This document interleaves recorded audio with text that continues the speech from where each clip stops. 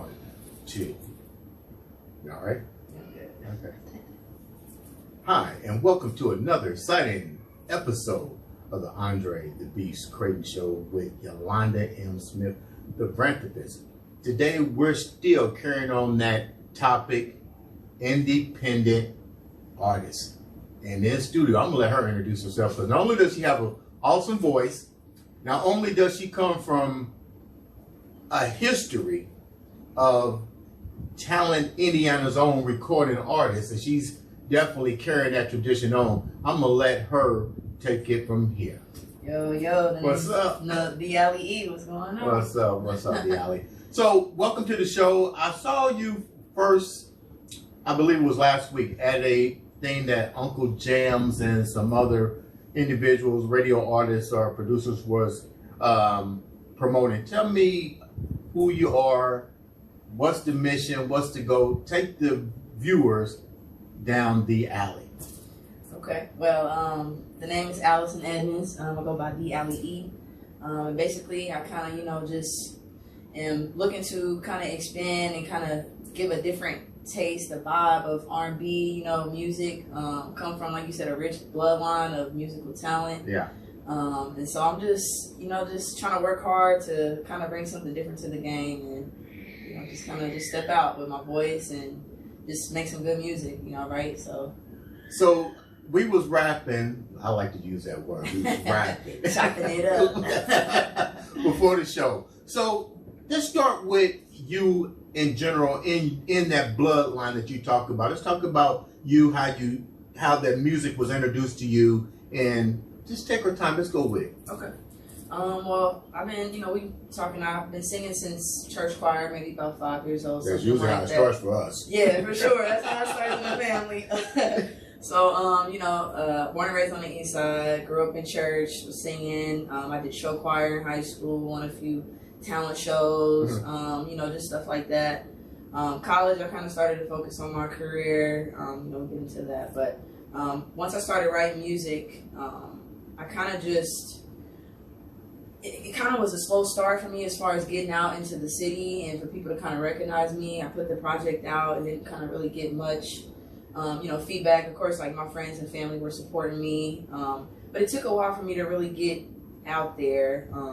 I didn't really do any shows in that first year, and so I kind of just rode the wave of just the streams and trying to just get people to just kind of tap into my voice and stuff like that, aside from covers and stuff like that. And then it was fast forward to like a year later, I started, doing some shows, and then all of a sudden, I make this connection, and the next thing I know, I'm making more connections, and it's like, okay, now I'm doing some shows. That's usually, now, that's usually like, what happens. Yeah, so everything just kind of started, just kind of going up from there. It's really been in the last like 9 or 10 months or so. So you said you was in the church. When did you really decide you wanted to pursue this? It honestly wasn't until after I graduated college. What did you go to college for? What was your first interest before that? I've been into broadcasting and television since 3rd grade. What up? So it's like, it's between TV, on air, off air, video, anything that comes with the TV and production side of hosting, anything like that. Right. That's been my first love. And so I went to school to do that and kind of just wanted to focus on the career side of it.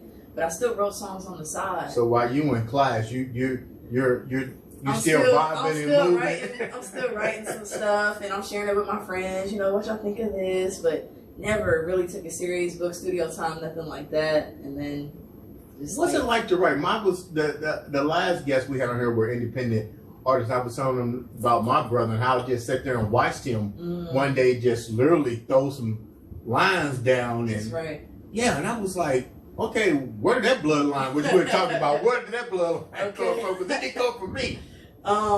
It's a beautiful process, honestly, and it depends on like the topic that you're kind of writing about. How did you pick your topics? It depends on mood for me. Yeah.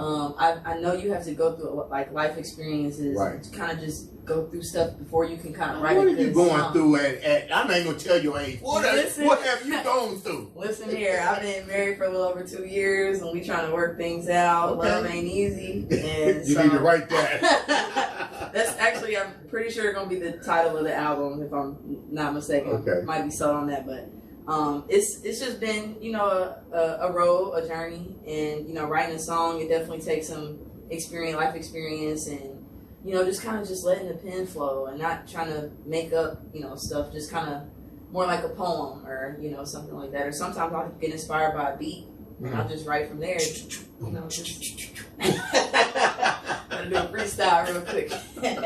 So how much of your music from your college years and and once you start doing it, have you gone back and looked at some of that? Have you brought any of the old stuff that you wrote and amplified it? Yeah, into this generation. Actually, yes. There was one song actually that I wrote back in maybe like 2019, 2018 that's actually going to be on this next project. Don't talk about that yet. I'm not going, but just saying as far as like revamping a song, because somebody asked me the other day, what's the oldest song, you know, on that, and I just was like, you know, I did. It's like sometimes I'll have two pieces of a song and be like, okay, well this kind of sounds good. Maybe I'll just mash them together and then make one song out of that. So it kind of just depends, but it's all about processing and moving. When you went to school, you know, for broadcasting, engineering, video production, how did you manifest that to your family? You know, and say, hey, you look, I like this. I'm making a career out of it. That's what you're doing now. But I really got this bloodline. I feel something in me that I want to do this. Were they open to it? Was the family supportive of it? What was the change here? Because you're going from one career to an unexplored career, but you know you have this inside your heart to write and sing and produce. It's crazy because when I first applied to Ball State, I applied for their music program, and I didn't get in, which is crazy, right? Yeah, that's real crazy. Let me call first thing tomorrow. It's Monday. I didn't get in. So that kind of, I don't know if that was something that kind of churned my thoughts. It's like, okay, maybe broadcasting is what I'm supposed to do. Were you upset? It took me back. Okay. But I knew that music was always second, I guess. And I knew, I don't know, maybe it was also something in me that was like growing up, you know, when your parents say, you know, you got to have a reliable job or, you know, reliable income or something like that. To me, it was always like music, that's like the side thing. That's a side hustle. Is that how they looked at it until you found something? They just wanted me to always be smart about my decisions and make sure that I could support, you know, myself and, you know, my dream. They always gonna have my back. Right. They supported me through the audition process at Ball State. And then when I, you know, told them, you know, that I kind of wanted to explore performing, you know, they've been at every show. They've just been, you know, very supportive, right, you know. Yeah. So like my parents are definitely day ones. They've been together for 35 years, something like that. So wait, go back. What's that song you get ready to write? Marriage Ain't Easy. Love Ain't Easy. Love Ain't Easy. You better get them on the soundtrack. Okay, man, it's definitely not, but they definitely in my corner. They support me. They're always asking questions, you know, making sure I got things together, giving me feedback on music and stuff like that. So family is definitely. Let's talk about that bloodline now. Okay. You mentioned family. We've been rapping. Your last name. Let the viewers know what that last name is. Edmonds. And see, look now. We were supposed to do Zoom, and I was like, okay, just come on in. Like, so I looked back at the name, and I was like, okay, that name is familiar. Take us down that legend of that name and your family in that bloodline. I don't really want to give it away. Okay. Well, Edmonds, as many know, his last name is Babyface. So we are indeed same bloodline. His grandfather and my dad's grandfather, I'm sorry, Babyface's great grandfather and my dad's grandfather were brothers. So cousins along to some extent. That's some serious bloodline. It's some serious bloodline. Now you see why that singing was in the. It's crazy. And that songwriting. It's crazy, yeah, because it's like, you know, you don't really know where it comes from because nobody else really in my family does music. It's like in my close family that really does music. I have a cousin that raps, but other than that, it was just like, okay, where's this talent, coming from type of thing. So been born and raised here in Indiana, and kind of just been trying to get in touch with that music, the Edmonds side, and then just recently I've been connected with Edmonds Music Incorporated. That's great. That's great. The son of Melvin Senior, right. So Melvin Jr. is ahead of that. Him and his wife, Brandon, Kenny's son, is also behind it too. So now, are they in Indianapolis area? Or are they? Because we know, I think, believe it or not, is Babyface still in Atlanta? Yeah, he's not. They're not here. I know Melvin is in. What's he said? He said Mississippi, Missouri, somewhere out south. But no, none of them are here. It would be nice if, for some way, I'm just throwing this out here, you can be that new center to the Babyface legacy. That would be here. crazy. That would be like, believe me, I love Babyface. I rode down the street when I was young, man, in my Fiero, and I had Babyface bumping. And his songwriting skills are immaculate. So it's just like a living legend for sure. It's like just the fact of just even getting pointers from him on songwriting or his motivation behind music and stuff like that. It would just be I could be a songwriter. Hey, a lot of people can. All you got to do is just put your heart into it. So you come from good genetic genes and so forth. What's your actual end game here? End game. What's the end game? Because it goes back to what your mom and dad was talking about. You got a great career, but who said you can't? This can't also be a career. Exactly. I mean, so what's the end game? Let me go back. Let's rephrase it. Okay. Rewind. Okay. Let's talk about the work that you've already put out, and then let's go with the end game. Okay. As far as music or my career. Music. Okay. This is straight up independent artist. Music. Okay. Well. But you said you put out some. Let me rephrase this. You guys, we don't put out. Look, I'm taking claim. We don't put out albums anymore. We put out. What is that? EPs. What is an EP, and how do you do that? And what's it like to put it out and get the exposure? For sure. So my thought process behind originally putting out an EP when I first put out music was to at least just give people just kind of a short snippet. I didn't want to give them too much music to where it's like, okay, I'm bored, or I'm kind of switch to something else. The EP is basically like an extended playlist, so it's shorter than 30 minutes, but it's longer than like a single or like 10 minutes or something like that. Is it like a hook? No, I mean, it's just like just a super small project, I guess, to an extent. It's like 4 singles put into one type of thing. Okay. So I basically put out the 4 songs on my EP in July of 2021. The anniversary is coming up. Make sure y'all stream that. How can they stream it? It's on everything. TheeAllyE on Apple Music, Spotify, everything, YouTube, everything. I see you, girl. So I mean, after that, it was just kind of like just giving people a little here and there, and then, like I said, I kind of just been doing a lot with just trying to get myself out there in the city, and that first year was really just focusing on the music, and then after that year, it was like, okay, kind of had to talk with God a little bit, like, I kind of want to really pursue music a little more. I kind of want to have more opportunities in my life. This is kind of the direction I want to head towards. So next thing I know, I'm getting asked left and right to do shows, and then it was like, okay, I start counting up. It's been like 16 shows in the last like 10 months, and so it's just been a blessing, like being able to kind of get out in the city and people starting to recognize who I am. How do you know? How did you do your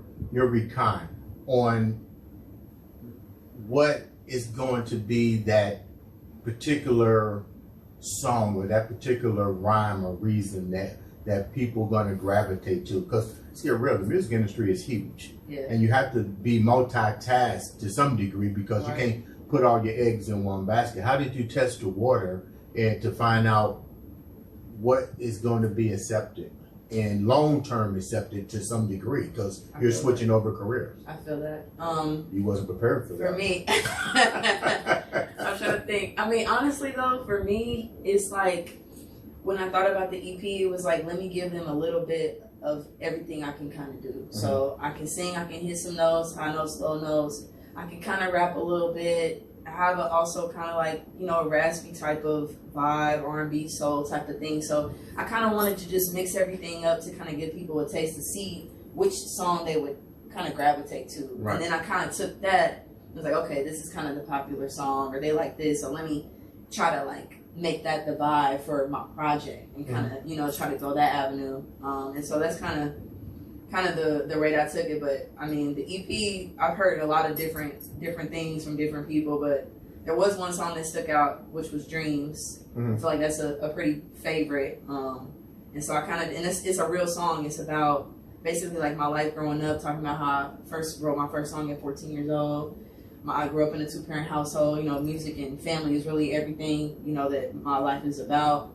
And just kind of just walks through things that my dad went through, mom went through, and just kind of just believing in your dreams, because you never know where you're going to be. How much of that recon work allowed you to change your actual goal? Like, say, for instance, you grew up in the church and the R&B and so forth. When you put out the different samples, what were they gravitating to more, and was that part of the gravitation that you wanted? Because like, you had to have a certain vibe that you wanted. Right. How much of the audience influence had you go back and go, wow, you know, I really wasn't expecting to go that way, but they're feeling it, and so take it from here. Actually, now that you say that, the song Dreams is actually my favorite song on the EP, so it was kind of nice, and it was the final song that I added to the small project, so it was nice to have feedback from people that was like, wow, this is really a real song. Like, when I first wrote the song, I heard the beat, and I was like, this is like a Drake type of beat.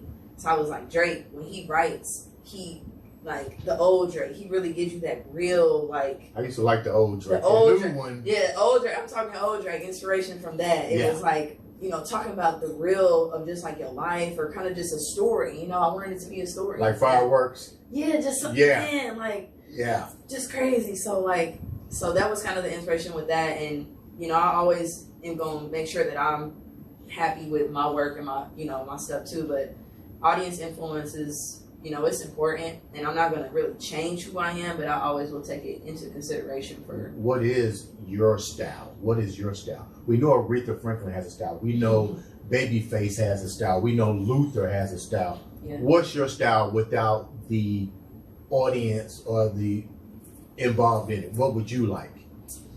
My style is very. Because you're going to blow in a minute. My style is real chill and relaxed. It's like, I kind of want to compare, you know, not really comparing, but when we think of, you know, the late great Aaliyah and her vibe and her swag, like, it's kind of like, you know, the chill, the fellas love her, the ladies love her, you know, it's like, and the voice is just, you know, is there. You know, she was beautiful, and she just had that voice. It was just like, okay, we can rock with her. Yeah. And so, like, I kind of want people to just be like, my head going back and forth. Yeah. Okay. So, yeah, just, you know, being an individual. I want people to see me as a creative and not really, like, compare me to really anybody else. Like, oh, she's in her own lane. She does a little R&B, she does a little soul, but, you know, she can vibe, and you know, she can, you know, she just has her own style. And you can't really, she's in her kind of the own lane. That's kind of the route I'm trying to. Who were your biggest, let me use Yolanda's words, your biggest influencers? I got you, boy. I'm coming at them. I'm coming at them, dog. Biggest influencers, man.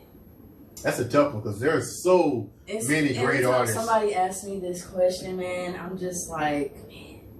It really takes some time to like think about it, like, for sure. For me, I know growing up, Alicia Keys was one of my favorite artists as far as like her style and, you know, her voice and just everything like that. I love Alicia Keys. I'm very inspired by her. Sade, she's another one, old school. Like her vibe and just like the way you feel when you listen to her songs is like, I want people to feel something when you listen, you know what I mean? So it's like, as far as that, like, definitely them two for sure. Guys in the game, obviously we talked about Babyface and, you know, his songwriting and stuff like that. Chris Brown, when we come to new school, I know people ain't really fans of him, but that man is talented, and he's one of my favorite artists. And just from his dancing, his his musical vision from writing to videos. I mean, it's like just inspired kind of by the amount of music that he can put out, and for people to still like be rocking on every song. You can put out 32, song album, and it'd be crazy. Like, now, speaking of Chris Brown, and you mentioned the choreography, when you're performing, do you do a choreography type routine, or you just go out and just like Sade, you just, hey, I'm here to perform. You just vibe. Well, right now, so far I've only been kind of just vibing. I haven't really had any choreography or nothing like that. I have been kind of thinking about these next videos that I want to shoot, trying to do incorporating some choreography and doing some stuff. It ain't like you don't know how to do it. Yeah, for sure. All I need is somebody to come up with a routine, and I'm down. I can hit the moves, but yeah. So I want to expand. So kind of like my goal now, I just turned 28, so I'm kind of looking at it as like a new year for me. So going into this is like, okay, what do you want to add to your performance now? It's like, gotta have a little dance, or have some people behind me to back that up. So it's not something I'm opposed to. It's just something I haven't really kind of tapped into. Right. So. When you went to that event with Uncle Jams, what did you get from that event? What did you walk away from? I know you performed there, but what did you walk away from? And I like the fact that I was able to get invited and see such a talent of young artists. Yeah, they were crazy out there. Yeah. I didn't know what I was walking into. I was like, wow, what's going on here? Yeah. But what did you walk away with when you did that?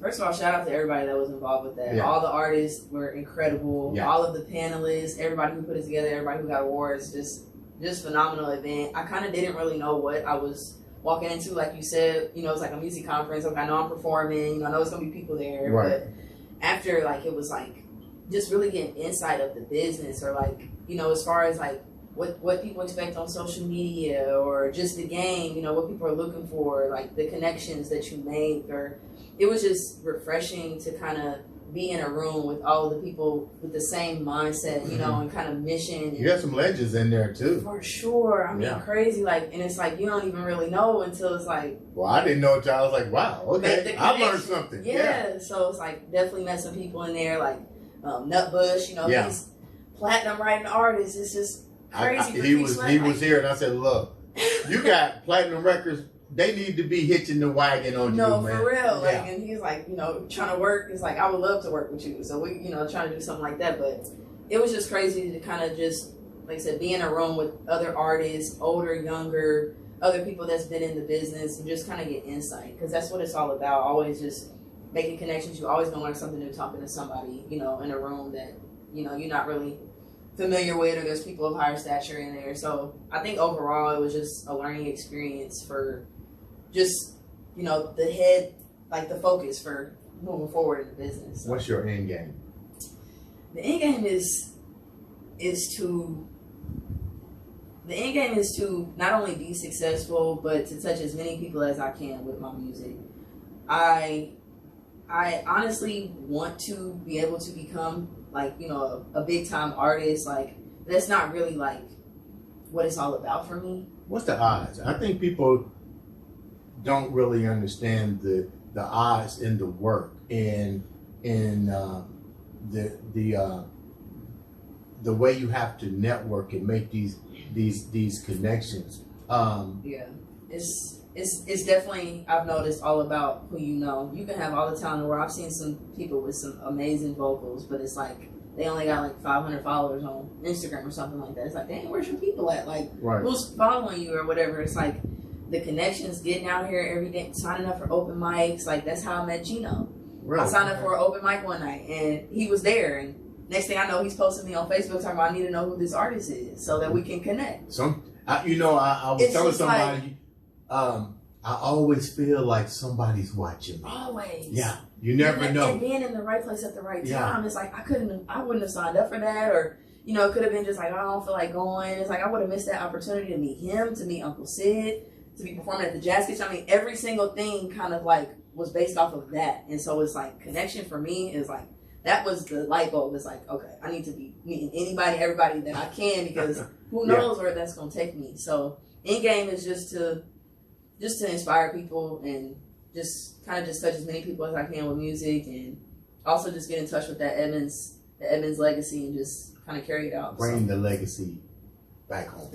Back home. Yeah, bring it back home. Back That home. would be like, we talked about this. That's creating that generation, Yep. and where it started at back here, Yep. and that's made the new Atlanta, Yeah. Indiana. You Yeah. know, I see you doing that. Sure. It's like, man, you just, there's so many things that you can do. And I always want to help the next artist or be in a position to be able to do something like that. So Speaking of next artist, before our time wraps up, you've already collaborated with a couple local artists here, correct? yeah, first project I collaborated with this guy named All Wall.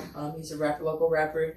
And then I recently have a single out called Foolish with Kelsey Marie. Okay. We just met in the last 6 months through Gino, actually, so Okay. just crazy. But we have a song. It'll be coming out on my project here in the next month. So yeah, we're actually performing at a show coming up, the Summerfest through Underground Sound. Which How can the individuals get in contact for that show and get in contact with you, and then we'll keep going, because I want them to be able to reach out and support you. Oh, as far as like my socials and handles and Mhm. stuff. TheeAllyE is under everything. TheeAllyE. That's Facebook, Instagram, everything. TheeAllyE. So You can't mess with that. TheeAllyE@gmail.com too for any business inquiries as well. So that album collaboration, not album, let me rephrase it. That Single. that single's getting ready to drop Yeah. with you and your girl. What's the most exciting part about working with her and getting ready to drop that single? Well, it was cool for me because this was my first time working with like a female singer, like artist on like something of my own. So it was nice because I kind of had the vision and I was like, I need a female on this song, but I hadn't really known who it was yet. And then when I heard Kelsey and heard her music, I was like, okay, yeah, I kind of need you on this song. So we kind of collaborated with it, spent some time in the studio, and it was just nice to vibe with somebody like different with, you know, just a different experience. How did you get the information to her? And was you worried about her response? Was she the first person you reached out to? Actually, yeah, I had another person in mind. I didn't reach out, but once I met Kelsey, and then we were kind of talking about then possibly doing. This was like January when they were saying we were going to do a show at the Jazz Kitchen. I said, okay, maybe me and Kelsey need to do a song together. And so after that, it was pretty much, I was like, I got a beat. And I was like, I got a chorus to it. And I was like, let me see, how it fits. And then I sent it over to her. I recorded like a voice recording and then sent her my part of the song. And then next thing you know, she sent me something back. I was like, okay, let's go to the studio and lay it down. So the end game now is what? Just living your life? Yeah, just I'm balancing producing, TV, my career, along with performing and stuff, and I kind of just want to balance it too to see where things go. I know I could be successful in my career, but my first career, I know things could pop off with music. It's not guaranteed, but I'm hopeful. You're having fun doing it. I'm working hard. Yeah, it's fun for me. So it's like I said, it's not about being big time. It's just about inspiring the next, for sure. We got a two-part to this. First of all, leave the viewers with something inspirational. Then right after that, you got 3 parts. You got your job cut out for you now. After that, you're going to blow a little bit of your favorite song. Okay. Your favorite song. And then I'm going to let you close out the Andre the Beast Creighton show. Okay. Because I'm going to sit back and just listen. Oh, man. Okay, so the first thing you said, because I don't really think about okay, so. Leave them with something inspirational. Yeah. Oh, man. Inspirational. Only thing I can say is be your true self when it comes to creativity. Don't let anybody tell you that you have to do a certain thing a certain way or be a certain person to do something. Be just authentically you, and you'll come out with the best results as far as whether it's any creative aspect. Just be authentically you. I would say. Give me a blow. You got the mic. Man, got me on the spot. Okay, you said you want me to sing that song I had sung before? No. Yes, whatever. Yeah. Do Dreams. I'll do the one that really inspired you when you was 14. Okay. You remember the lyrics? Yeah, I do. I was 14 when I wrote my first song. Heard 4 was the street that I stayed on. Grew up two parents in my home. Family and music is the only things I know. Music is the beat in which my heart flow. Girls on girls, that's the shit that I like though. Time pass, I delete things like typos. It's been a little while since we talked, that's life though. Never lost sight of your in them tight clothes. Say I'm always busy when you free, well let's change roles. Day in the life of a woman with big goals. Hosting on the show with skull, you get exposed. Girl from high school used to draw on fake modes. Separate the real from fake, man, I hate those. Man, I need it all, ACH like payroll. You walked in screaming long live bankroll. I have a dream that one day I'ma really be famous. Hey. Switch up the flow so you know that I can really be dangerous, baby. Cause be capping about what they be rapping about, baby. He told me, believe in your dream. Close the show out, baby girl. Hey, this is Andre the Beast Creighton Show. Thank you for having me, man. All right.